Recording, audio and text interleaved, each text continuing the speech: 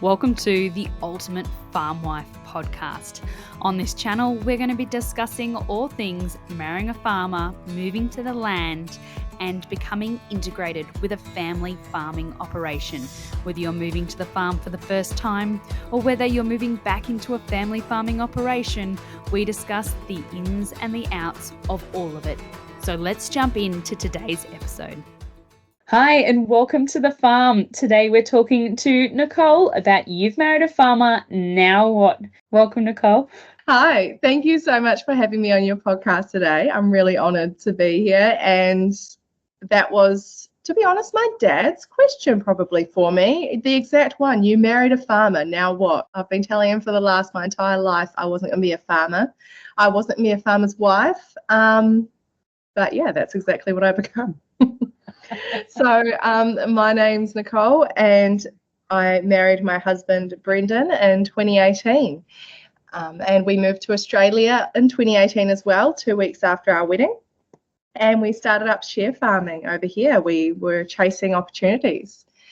But yeah, even though I grew up on a dairy farm and my dad has always been a dairy farmer, I was an avid non-dairy farmer.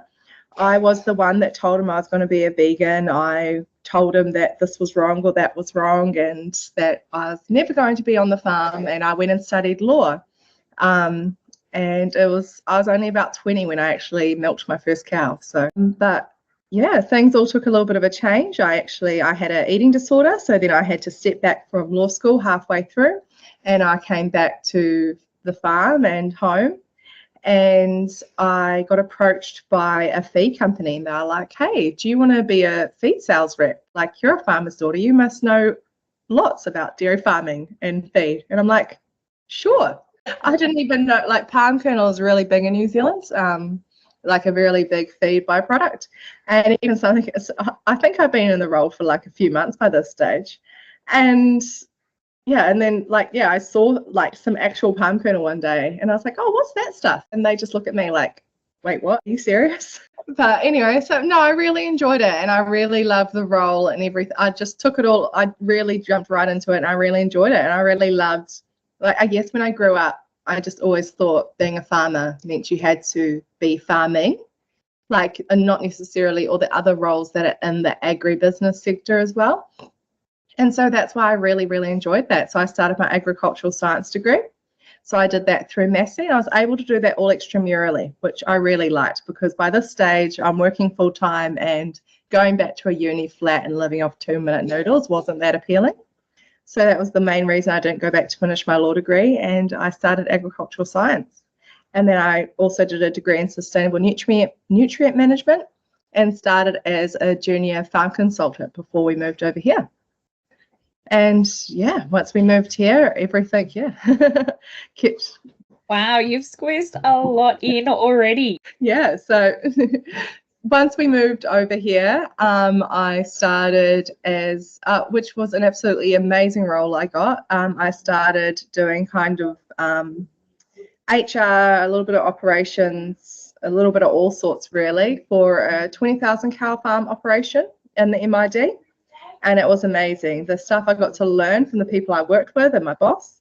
And then it was just like an absolute nosedive into everything that could go wrong or happen with work, say, immigration, general staff, operations to that scale.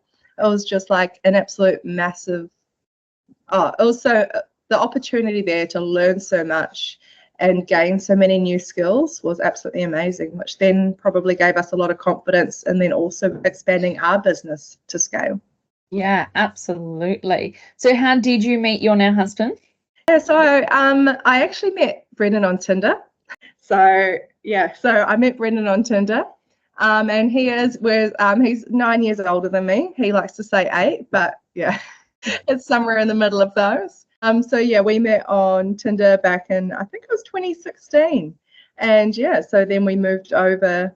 Yeah, and well, pretty quickly, like he had had a marriage separation and stuff like that. And we're wanting to expand, and it was quite limited, your growth opportunities in New Zealand. Lamb price was really, really high. Share milking roles were in really, really big demand. Like say if you apply for a share milking role, you'd be maybe 1 to 200 applicants. And there wasn't many share milking roles. Like we wanted a larger scale one. A lot of them were more around your 200 to 300 cow farm. But we wanted like 500 plus to be able to get that cash flow to then be like ultimately our goal was farm ownership. So we knew to achieve that we needed to go into larger scale share farming to be able to build the right equity. And those opportunities just weren't there. So that's why we decided to jump across the ditch. And Brendan actually had come over in early 2000s, I think. He'd gotten a scholarship. And they had done like a trip around Australia, going to check out different farms and farming systems. So they went right around the whole of Australia. And he did this with his dad. And they come to the MID. And Brendan and his dad were both like, this is a cool spot to farm. So it was Brendan's dad who moved over in 2006 first, and Brendan still stayed in New Zealand and started his share farming career there, but had always wanted to come here. So wooed me over with wineries. So we came here and visited and took me to all the local wineries and things. And it was just, yeah, I was like, oh, this is great. We can dairy farm in a place that has all this local, like, great food and wine. I'm sold. Absolutely a winning point for her. But no, yeah, it's been like, I wouldn't ever say I've like milking cows isn't what I necessarily froth on or love as such. Like, I mean, definitely like we have, especially in that, and like, I mean, I've done a little bit of it, but I'm not, I'm definitely probably going to be the first to say I'm not in the shed every day or anything like that. However, there are so many other jobs other than just milking cows. Like, I think that's often a big thing is, or some people can feel that way, that you're not a farmer because you're not milking the cows, when there's so much, especially now, the amount of legislation or increasing changes or just everything else that's involved, getting the right milk price, making sure you've got the right suppliers, getting the best price for your grain, having everyone on point for your staff and HR. There's so much more than just milking the cows, and it is a very, very large businesses too. Like, these are all multi-million-dollar turning over enterprises, and somehow we expect the same person that's doing all the hands-on stuff then to be doing all the strategic and tactical. Like, it's pretty crazy. Absolutely. So tell me about the logistics of jumping the ditch and moving to Australia. Yeah, so we literally came over with a couple of suitcases, some very dodgy suitcases too. Some of the stuff Brendan brought over, like cattle dehorners, like all sorts of random things that we're just trying to like do our 1 a.m. flights to hope that security doesn't look too closely at the random assortment of farming equipment that's in our suitcases. And I'm sure it would have been all fine, but I mean, might have just had quite a few questions asked. So it was, we came over, we worked very, very, like, work was our main thing, and still is probably, like, it has been very, very much just very work orientated. Brendan had 2 kids in New Zealand he had to leave, like, behind, like, even though they come to see us every school holidays. So we get them for 10 days of the big holidays. And then we also get them for 4 weeks of, 4 weeks of the Christmas holidays. And then we get them for 10 days of all the other ones. And then we try and go back and forth as well. So yeah, and like leaving family behind, like, it was a big move. So we were like, you go hard or you go home. So we came here, and yeah, I was working full time in that role for the 20,000 cow farm. We had started 40/60 share farming on Brendan's parents' farm, which was 700 cows.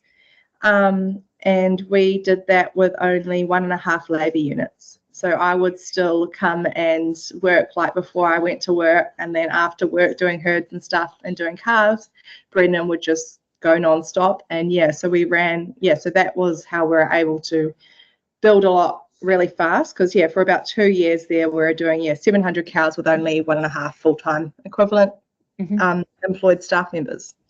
Yeah. So it was, and then we were also pretty, well, I'm going to say lucky. Like, yeah, I was lucky. Like, we came during the drought. It made you learn how to farm good fast in these conditions. And it also then meant we were able to, for our first cattle we brought, like our first 300 cows that we brought, we averaged at under $1,000 a head.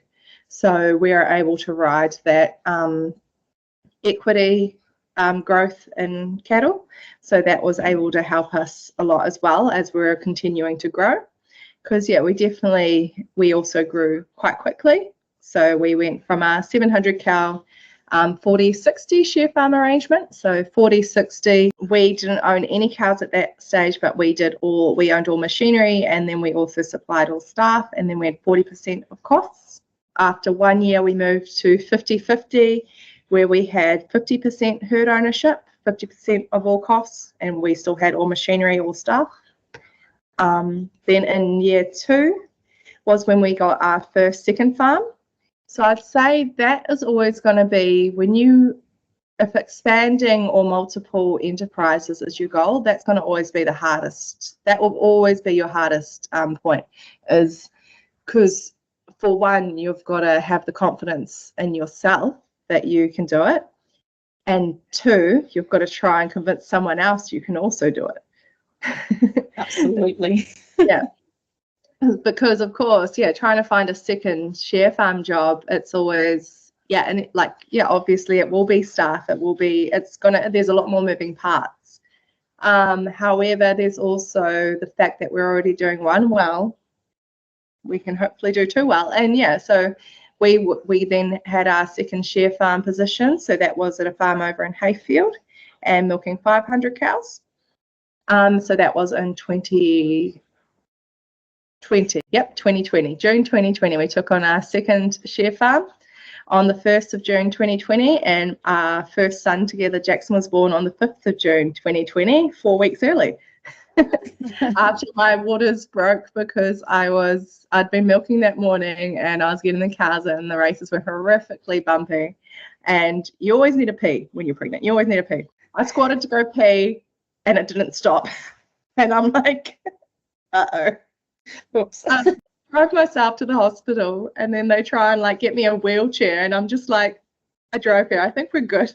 Absolutely. Oh man, but that was looking back, I need to write a book or do an actual thing about that at some stage. It was just manic, just COVID, multiple farms, because we had the 2 farms, and then the kids, because that was the other part, is we did this big growth. We're milking 1,200 cows now. We just have our first son. It's the middle of COVID, so you have 0 family help. You have all these other pressures going on. And then I accidentally fell pregnant with Cara 3 months later. So currently I've got 2 3-year-olds for a few days. Yeah. So there's actually 11 months between them.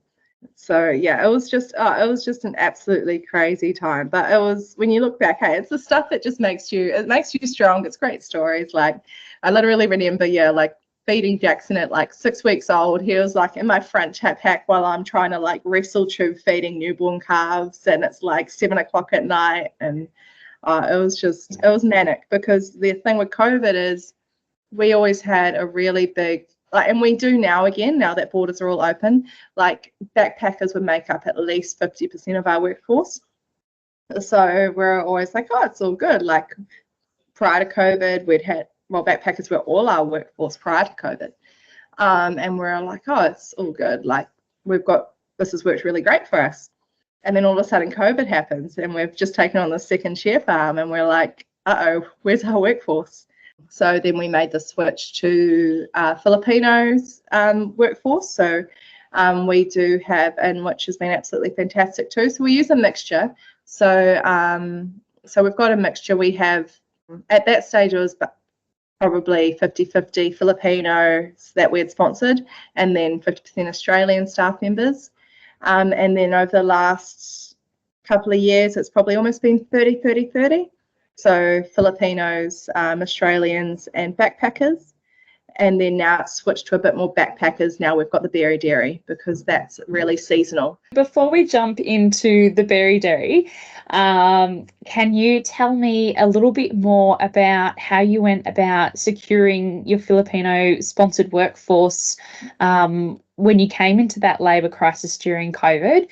And then how does that look once the borders opened and then you got your backpackers? Where do you find the staff? How do you go about making sure you've got everyone you need to keep both share farms operating?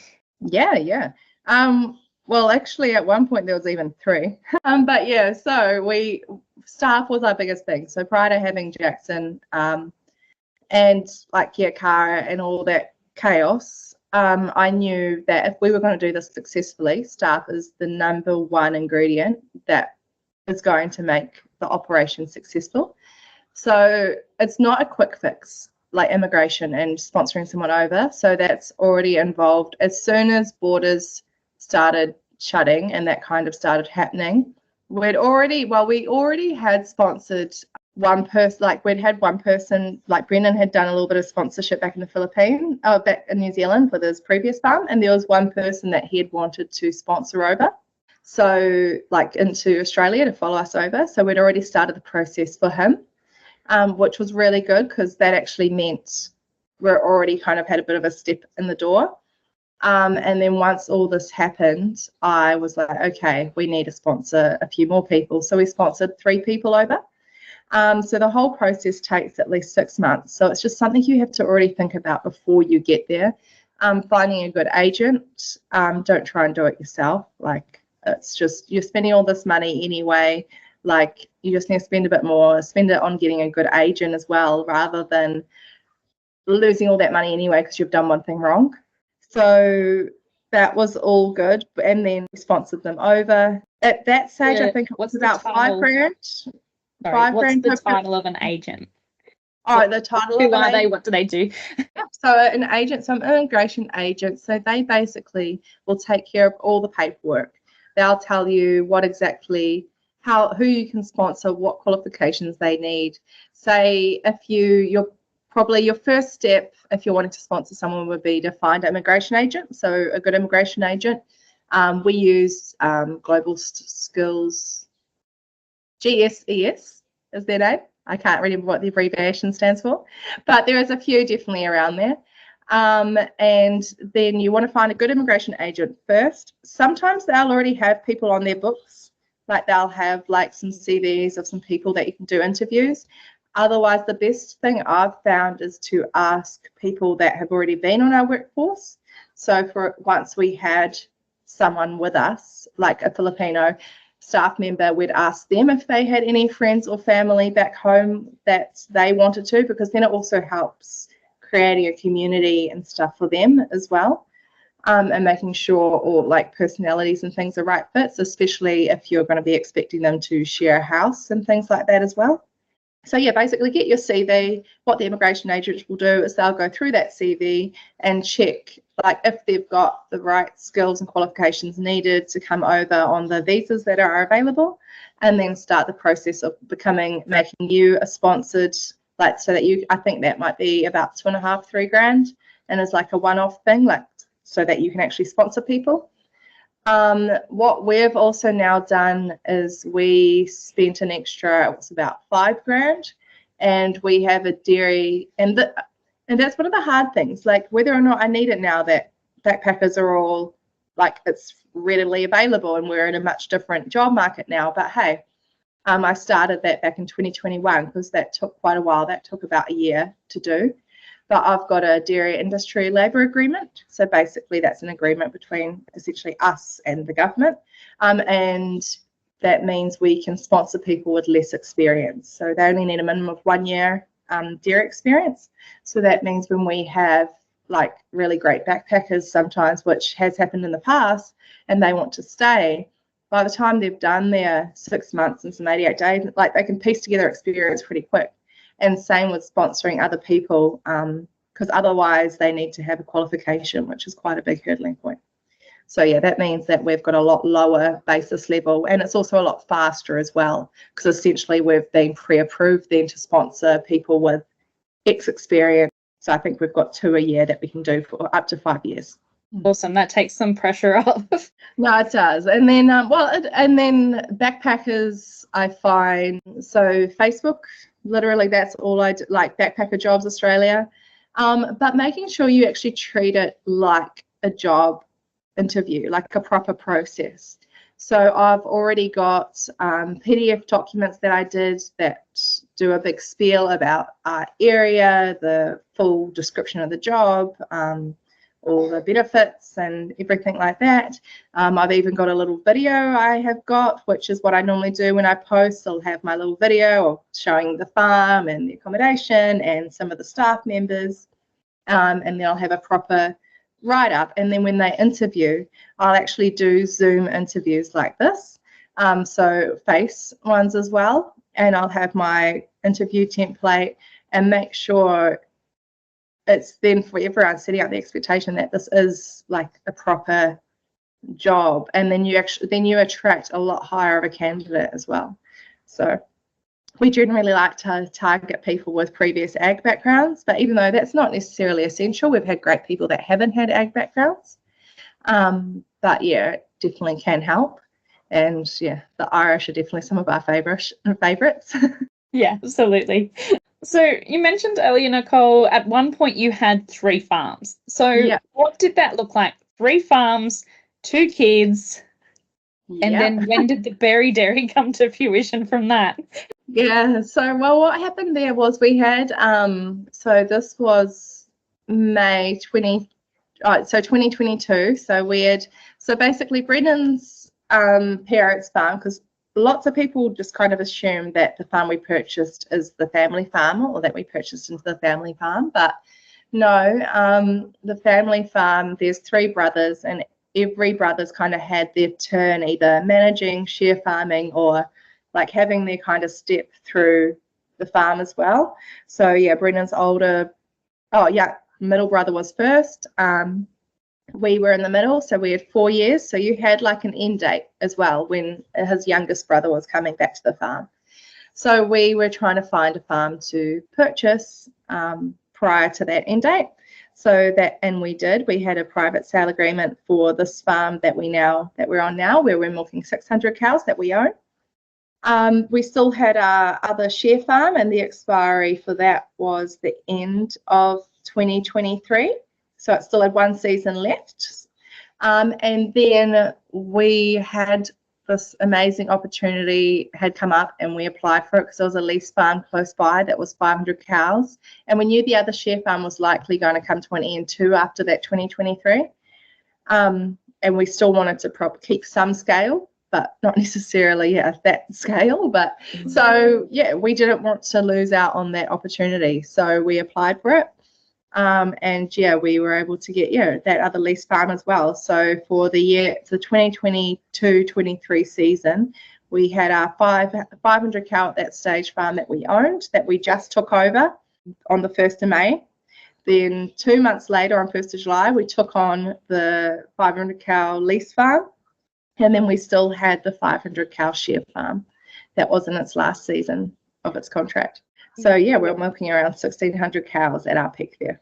What was the biggest hurdle of that? Was it still labour, or was it trying to spread yourself across the businesses? Did you end up having like one labour force, and one day they'd be on this place and one day they'd be on that place, or was every place have their own staff? The labour was good. No, I'd be pretty happy with labour. We had a really, really good team around us, and I always knew that when we were going to expand, that was our key. And so creating a really good team around us was absolutely key. It was more the spreading yourself everywhere, because even though we definitely did have the labour, they were still, like 2 of them were completely brand new farms. Like you're having to learn everything. You're having to fix things. You're having, like, it's like you don't, like, you're just getting through, you're still learning the ropes yourself. And yeah, just spreading yourself out, because we do still making sure, like for example, carving and stuff like that, when you're just carving down that many cows and things, even though you've got good labour, me and Brendan still had to be there and everywhere. We still have very high standards that we wanted things to be done to. And it was definitely spreading yourself out a lot. Organisation stuff though in labour wasn't that bad. We had a good core team, and we had our core team on each farm essentially, and then you just have some floaters that would go between. It wasn't, I don't actually think operating 3 was that much harder than operating 2. And Brendan's actually probably said this, like, the same. That's the way we had it all operating anyway. So we would only carve down on 2 farms. So that was something we did. So rather than having all your farms stretched across, like all your key labour unit, like your highly skilled labour units stretched across 3 farms. We just had calving down on 2 farms. And then the 3rd farm, cows would just go there once they were out of their colostrum period and they wouldn't have any calves or anything there. So it's not like you're trying to run around 3 places calving stuff. So that was a really important thing that we did. I wouldn't have brought it right back down to 1 because I think 2 was still really good for just spreading out your calves, having different calving facilities, reducing bugs, all that kind of thing. And yeah, and then having 2 kids, that was like at this stage they were 1 and 2, and I feel that's like the key sickness prone time as well. Like it just seems like they were constantly sick and everything else. But we were also very lucky. What we did then, we would not have been able to do. Like even looking back at our journey and our growth and what we did, it's so crazy to think that we did that only 2 years ago. That would not even remotely be feasible right now. The amount that our economy and everything has just changed. I mean, we were getting $300 to $400 for a beef calf, like at 5 days old. You had interest rates that were like 2.5%. Funding and finance just was really easily available everywhere because it didn't cost anyone anything because the OCR was so low. Exports were massive. That was an absolutely massive part of our business. So that would probably have added on in KGM milk solids like easily $1 to $2 into our income stream. We really heavily utilised export heifers because we could do an export heifer and then Brendan could go and buy. If we sold 1 export heifer, Brendan could buy 2 in milk cows kind of thing. Like it was a way to increase your herd very rapidly. So yeah, it is very, very crazy to think at how quickly that has all changed. And the last 12 months has been very, very, very stressful, very challenging because, yeah, of course, export market crashed completely, which everyone knew it was going to come to an end at some stage. But yeah, I don't think anyone quite predicted it completely crashing the way it did. And yeah, interest rates have definitely probably gone a lot higher, a lot faster than, of course, everyone predicted back then as well. But yeah, I definitely do acknowledge like that even though it was only a couple of years ago, what we did then would be very, very hard for someone to now do. Yeah. Drivers around diversification of going purely from milk, like dairy and milking, to also having the berry dairy. Yeah, definitely. So we wanted to provide, some diversification to, just have something, another income stream, and also something, I guess, different as well. I really like the idea of creating something completely from scratch has been amazing. And the amount of different skills you utilize and learn again, because I love learning and growing and developing. And yeah, that was what I really, really loved, like the amount of different hats you'd wear. Like we literally, I did that whole process myself in terms of permits, council, everything, design, like building a licensed cafe in your front paddock. Like that, the amount of, it was awesome. It was an absolutely awesome experience. And even now, the business and growing it is amazing. My hope, and it is like the biggest thing that's come out of it is that people just want to know where their food comes from. That's our biggest driver. People love coming to pick the berries and knowing that they're grown there and that's where they're directly coming from. And even like meat and dairy, like there's a real keen interest for people wanting our meat and dairy products to be able to buy directly through there.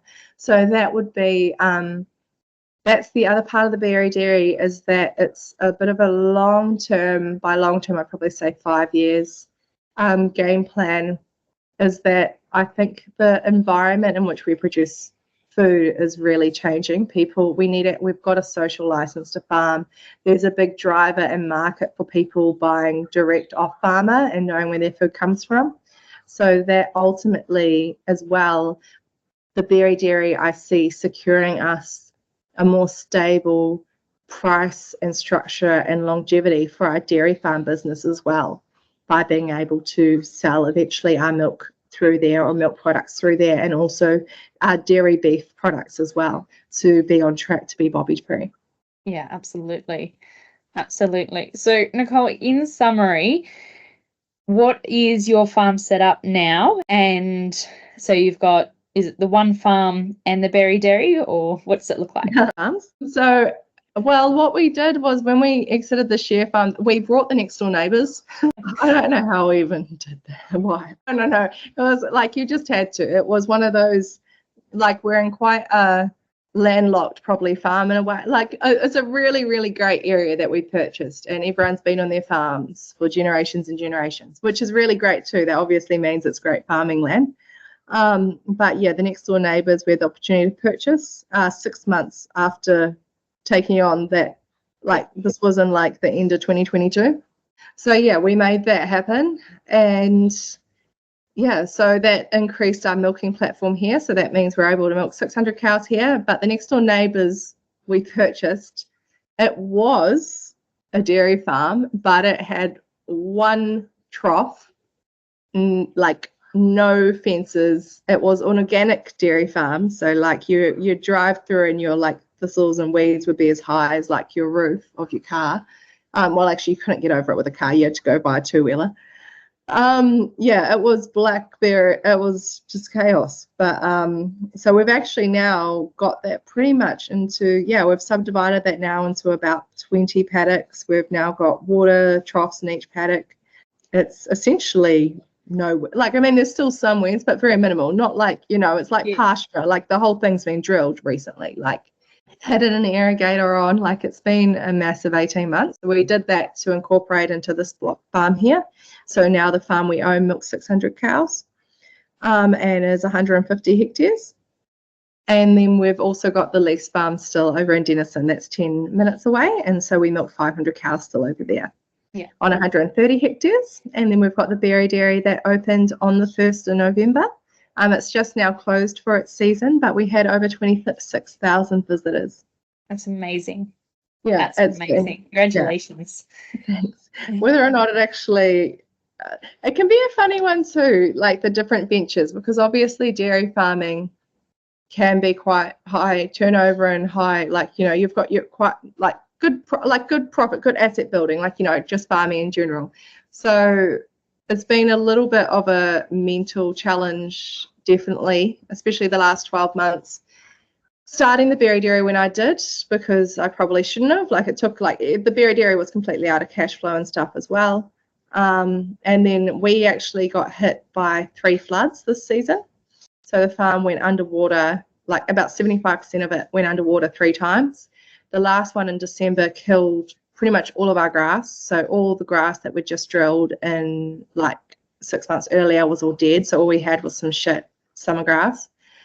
So right now it's the middle of winter and we're only just like growing grass again, because yeah, it was massive. Like, the loss, it was pretty big. Like, and it was a funny set of floods too, because just some floods, especially on rivers and stuff, got hit a lot harder than others. So some farms in the area had like the best season ever, whereas other farms got nailed. Yeah. So it's a bit of a funny one, whereas sometimes, like, generally when disasters or something happens, like, everyone's in the same boat, whereas it wasn't quite like that this season.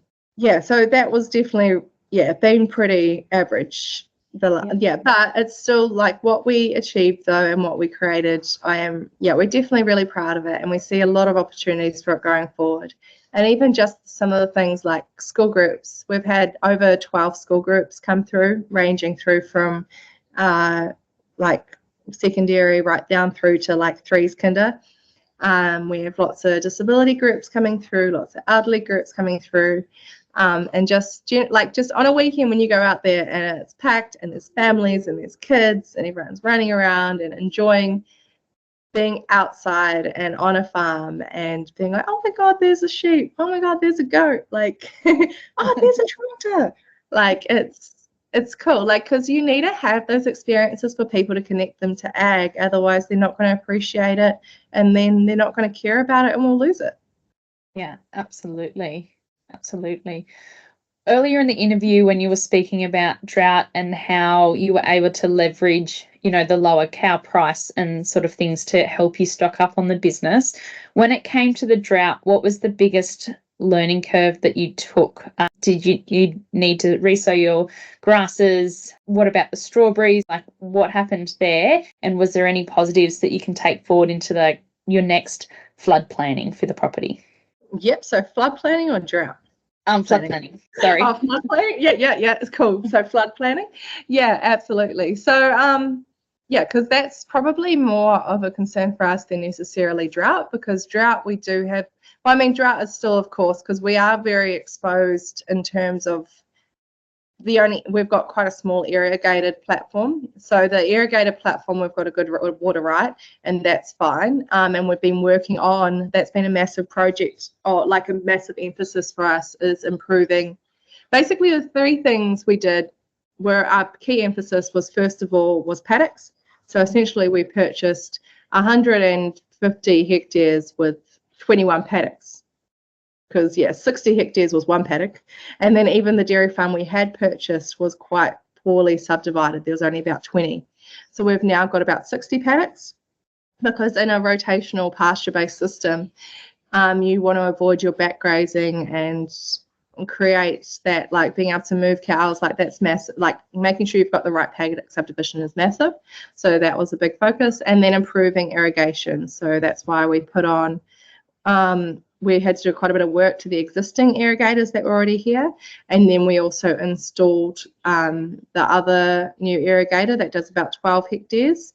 And then we also, at some stage when cash flow allows, I don't know when that will be, but we've got probably another 12 hectares that needs to be redone as well. But that was massive, making sure we could utilise every drop of water, and we have some bores, so did some bore work and stuff there as well to get all those on point. And then we wanted to make sure we built a feed wedge in front of us. So that's something we put a heavy wedge on a feed wedge in front of us with silage. So that's something we did as well this year. So we have now got the most feed we've ever had on hand as well to go forward into next season. So yeah, we want to make sure the farm was subdivided properly for optimal pasture growth, that we had maximum water and utilising our water as much as we could, and that we had a feed wedge so we didn't have to sacrifice production or cow condition or anything like that. And if something did happen, essentially we'd have a year's feed under our belt. So if prices did absolutely skyrocket, we could ride a bit of a wave rather than having to be purchasing at that top bracket. And in terms of the grass as well, so my husband he's a fan of drilling. So because we have very high stocking rates, we stock 5 cows to the hectare, we can do quite a bit of pasture damage. So every year we do, the whole farm gets done in Italians. So rather than annuals, because the Italians have quite a bit longer longevity, they technically will last 2 years, but even just in the first year, your annuals will pretty much die out over summer, whereas your Italians will keep going through.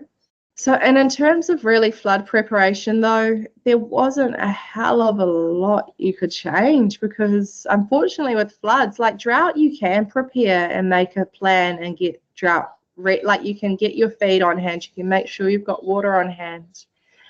Floods, there's not really much you can do. Other than, I guess, also making sure you've got surplus feed on hand. The strawberries, they went all underwater, so we have built that area all up.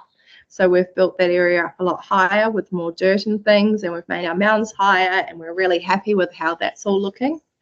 But yeah, the dairy farm itself, there's not, and then all the fences and stuff that we did all held up really good. Like, I mean, you can't go putting around 8-wire fences everywhere when you're in floodplain zone. Maybe, and we'd just finished redoing like some laneways and stuff, and that all got washed out. Maybe that's why like laneways and things generally don't look too flash on flood prone farms. You kind of just give up. But yeah, it's one of those things. The fertility, like the bonuses, like it was just a really average season, and the fact that we had 3 in a row, that was the gnarly part. Like having the one flood would have been absolutely fine. Like we're happy as the first time, like at least it was better than a drought. And the second one, even, it was just that it stayed. So essentially all of December you were waterlogged, which then killed everything. So, Yeah. but it is a big thing that's happening, and something that we are looking into is if all these that are meant to be 1 in 10 years events start happening 1 in every 3 years or 5 years or whatever, changing our farming system, like, is being as highly stocked as we are the best approach, all those kind of factors. But we are really open to change, and we're not necessarily just set in doing one thing the same way. Like, that's like me and Brendan have always done. We're not necessarily dead set on our cows have to be pristinely bred jerseys, or we have to be doing this, or we have to be strictly that. Like, it's whatever is the thing that is the most profitable and efficient way to farm. And I think as times change and you've got factors such as your climate, your social license, things also have to change how you've got to farm. Yeah, absolutely. Absolutely.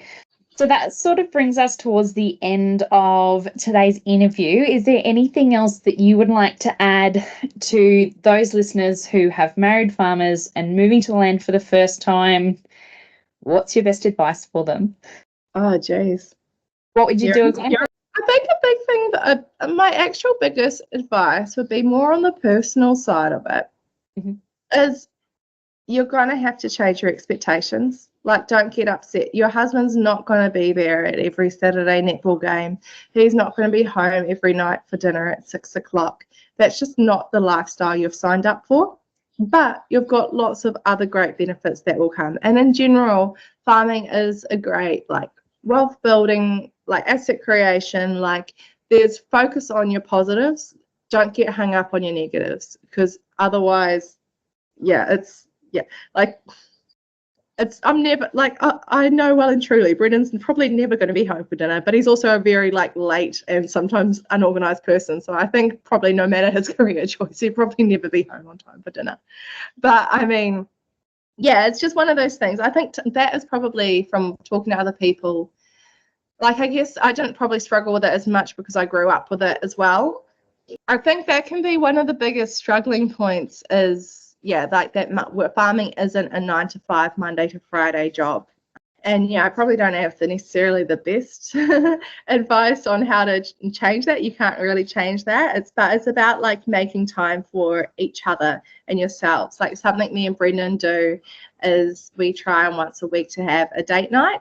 So it'll be like just going somewhere, we'll go out for dinner, have a bottle of wine, and then that's where we'll also talk about a lot of, like, our planning and stuff, and getting on top, like, or even maybe topics that might be a bit more niggly, like, why did you spend X amount on this or that, or, oh shit, we're making a loss this month, that kind of stuff. Like, it's a lot easier to have those conversations when you're in a neutral environment and you're both got a bit of a better mindset, rather than just screaming across each other at the kitchen table or something like that while you're trying to get the kids dressed. Making sure, you still make time for each other, and especially if you're working together in the business, that's been massive for us, like doing that kind of date night kind of thing, or even night away together and stuff like that. We try and do that once a month, where we'll have, because Brendan just doesn't switch off at home, and I think a lot of farmers are like that. Like, there's no point in us having a day off at the house because Brendan's not going to be at the house. He'll be on the farm somewhere. So we'll go spend a night somewhere else, and then that's pretty much the only way that he'll actually not go to the farm or can switch off as well. So just looking at different ways that you can do things, because the traditional way might not work. Yeah, absolutely. I think that's fantastic advice, and definitely well-rounded, and that will fit in a lot of different areas and on a lot of different farms as well, no matter what the enterprise is. So thank you so much, Nicole, for joining us today here on the farm. I will add the Berry Dairy and any other links that we've spoken about in today's interview to the show notes. So thank you so much.